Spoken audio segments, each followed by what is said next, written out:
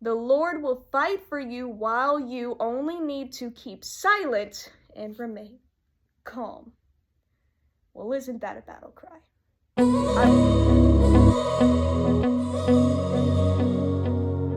Well, alrighty then, let's dive into it. I'm gonna be honest, this is not the first time I've hit record, and that's because I wanted to preach a certain sermon, and God said no. So, we are starting again, and I'm still kind of dealing with that a little bit because I was like, man, I thought that was a good word, and he's not saying it's not a good word, but it wasn't what he wanted me to focus on. So, we are gonna try again and practice what I'm about to preach and acknowledge what he wants me to actually talk about and work on, and we're going to focus on that. So anybody who's ever written a sermon, you know how I feel right now, and God has just thrown it out the window, and you just watch the notes flutter out as they go down to the dirty concrete, and I got way too metaphorical with that. All right, so we are going to be talking about continuing our series, Watch Your Tone, for week 2 of Midweek Jesus. And we are going to be talking about the evidence in silence. Now, I had this whole other idea of talking about tone and communication, and God said, that's just what you want to talk about because you're good at talking and doing things and all this other stuff, and I'm not as good at the silence part, being completely honest. So, we're going to talk about what that looks like here today. So, in this whole thing, God really said, hey, you talked about tone and what our actions speak when we are standing in faith. What story are you presenting when people are reading it? Like, what do they know about the author? And he really brought this to my mind of, hey, what does it say about our faith when we are in the waiting process? When we say, hey, God, I need you to handle this, and it's not instantaneous. Or when it's, hey, God, I have no idea what I'm going to do right now. What should we do? And he goes, nothing. I just want you to prepare. I just want you to be still and know that I am God. And you go, that is not what I wanted to hear. I wanted to know what I could be doing, what I need to get started, because I should be getting started on something. And instead, what does he say? Be still and know that I am God. Not I am God. I am God, and I'm going to handle it. So we're going to be diving into that. Anytime you listen to a motivational speaker, either at an assembly, a conference, you may notice that sometimes they use silence as a tool, which I never really thought about before this, but silence is such an important tool in a speech because it emphasizes everything. If you just told a heartbreaking story, you want to let a silence fill the room for a little bit so that those words can sink in, so that those feelings can be felt. If you said a really powerful statement, you want to let kind of silence air out a little bit so those words can hit, and so people have a chance to process that information. If you are sharing big numbers or small, minute details, you need some silence to emphasize the importance of those numbers so they don't get lost in the abyss of everything else. But there's also bad silences that emphasize things we don't want. When you're talking so fast and then you completely lose your train of thought and we're all just staring at each other.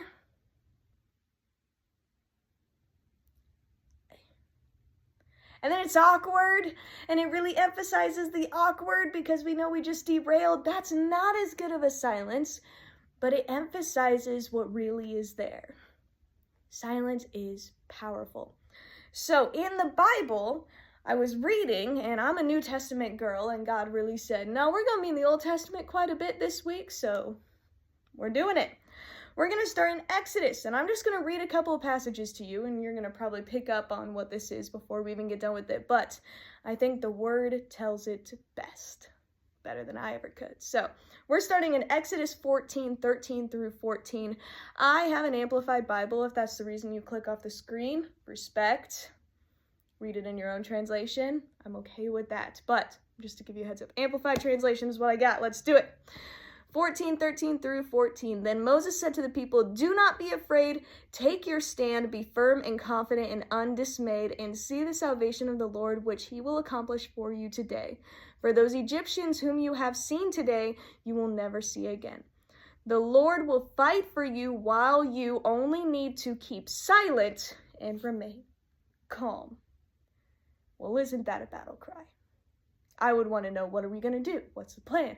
What do I need to do? What are we going to do? And he said, be silent and remain calm. Well, all right, that's one instance. Let's keep going. Let's go to Psalms. Love Psalms. Psalms makes me so happy. Let's go to Psalms 23, 13 through 14. I would have despaired had I not believed that I would see the goodness of the Lord in the land of the living. Wait for and confidently expect the Lord. Be strong and let your heart take courage. Yes, wait for and confidently expect the Lord. Okay. All right. Let's do another psalm, because we'll see if it's different at another point here. Let's see. We've got Psalm 46. I went past it. Oh no. Let's try that again. Psalm 46. We've got a lot here. Oh, yes. So here's what's very interesting about this one. I'm going to kind of like hit a couple of things. Psalm 46 brings out a lot of who God is and what he can do. For instance, God is our refuge and strength, a very present and well-proved help in trouble. Therefore we will not fear, though the earth should change and though the mountains be shaken and slip into the heart of the seas. And he goes through all these things because God is in the midst of her. She will not be moved. God will help her when the morning dawns. He continues on. He makes wars to cease to the end of the earth. He breaks the bow into pieces and snaps the spear in two. And he continues and continues and continues. And then we get to the very, very end of Psalm 46. And it says, be still and know that I am God. I will be exalted amongst the nations. I will be exalted in the earth. We get through all these things that God is and everything that he can do. And the commandment that gets said to us is, be still and know who I am. Man, we don't necessarily have to be doing something for our faith to be showing. Sometimes the best thing that we can do to show our faith is to be still. Because I don't know about you, I make backup plans upon backup plans upon backup plans the second I start to feel a little uncomfortable. But what story does that tell about my faith as opposed to, man, this is crazy. We may have to pay $30,000 because now we got to get our pipes fixed or replaced and they're going to tear out our driveway. And instead of reacting and making backup plans for where the money is going to come from, being still and knowing who God is and that he can take care of it. Interesting. All right, Isaiah. Let's go to Isaiah. Isaiah 40:31. I put the bookmark on the wrong page. 40:31. But those who wait for the Lord, who expect, look for, and hope in him, will gain new strength and renew their power. They will lift up their wings like eagles. They will run and not become weary. They will walk and not grow tired. Those who wait on the Lord.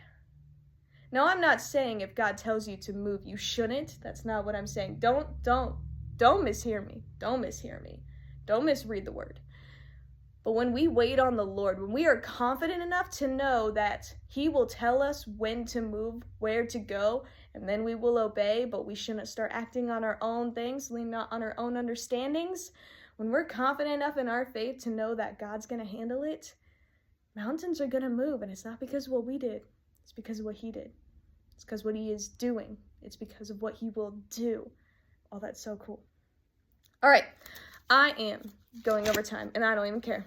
We're going to keep going with this because this is a good word for me today. I went too far to the New Testament. Y'all ever nervous sing? Nope. I do. All right, here we go. What am I doing? Zechariah 2, verse 13. And the Lord answered, this is chapter 1. Zechariah 2, verse 13. Be still before the Lord, all mankind, for he is raised up from his holy habitation. Right before this, they're literally saying the Lord will take possession of Judah as his portion in the Holy Land and will again choose Jerusalem. And again, he's saying, be still before the Lord. So if he's saying it this many times in this many different situations, God's about to move. Lord, what do? We know you're about to move. Like, well, what do you want us to do? Be still.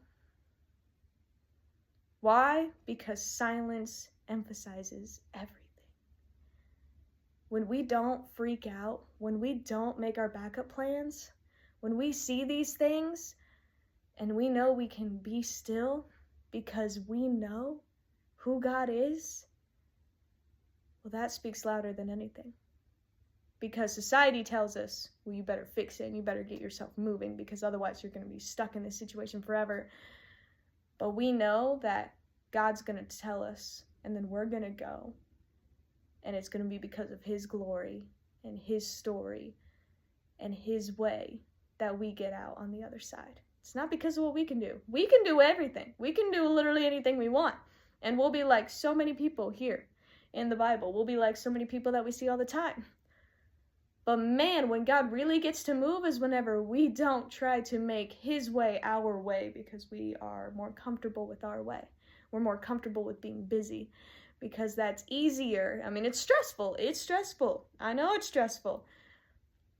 But when we can truly let go, let God, and not just say it to be cute, when we can truly say, I don't even got to worry about this. I don't have to stress. I don't have to get anxious because I'm still and I know who he is. Well, man, let me tell you, from experience, that defeats stress. That defeats anxiety. That can give us hope for the future. That can fight depression. Being still because we know who he is so powerful and so annoying because it's not even doing what we feel like we should be doing because it's so unnatural. But, I mean, we praise a supernatural God. So, my challenge for you is, whatever you're actively going through, whether it's just a crazy day, whether it's a boring day, whether it's a crazy life experience, or whether it's that wait period, be still and know. Because if we know what he does, well, we don't know everything he does, but if we know who he is and what he can do, I mean, I think we all know we're going to be okay. Y'all have a great week, and I'll see you next week.